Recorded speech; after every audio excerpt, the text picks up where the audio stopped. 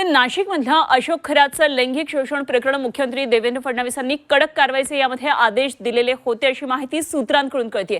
तर पोलीस महासंचालकांशी बोलून फडणवीसांनी हे आदेश दिल्याची माहिती आता विश्वसनीय सूत्रांकडून कळते आणि या संबंधित प्रकरणाचं गांभीर्य ओळखून खरातवर शक्य ती कडक कारवाईचे आदेश फडणवीसांनी दिलेले होते।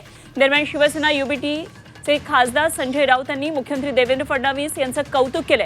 आम्ही मुख्यमंत्र्यांवर नेहमी टीका करतो, मात्र जसजशी माहिती समोर येते की गेल्या 15 दिवसांपासून अत्यंत गुप्तपणे मुख्यमंत्र्यांनी खरात फाईल संदर्भात कारवाईचे आदेश दिलेले होते आणि पोलिसांची पथकं तसं काम करत होती, ते ऑपरेशन यशस्वी झालं असं म्हणत राऊतांनी मुख्यमंत्र्यांचं अभिनंदन केले। मुख्यमंत्र्यांनी याबाबत साफसफाई सुरू केली असेल तर ते कौतुकास पात्र आहेत असंही संजय राऊत म्हणाले। हे सगळे दबाव झुगारून राज्याच्या गृहमंत्र्यांनी मुख्यमंत्र्यांनी जर कठोर कारवाईचे आदेश दिले असतील आणि कारवाई झाली असेल, झालेली दिसते, तर म्हणून म्हणतो की मुख्यमंत्री अभिनंदनास पात्र आहे।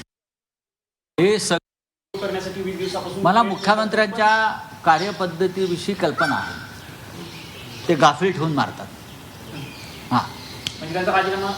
त्यांचा राजीनामा हा महाराष्ट्राच्या सामाजिक प्रतिष्ठेसाठी घ्यावाच लागेल आणि मुख्यमंत्री घेतील, पण तो सुनेत्रा ताई पवारांच्या माध्यमातूनच घेतला जाईल, हे पण तुम्हाला मी सांगतो।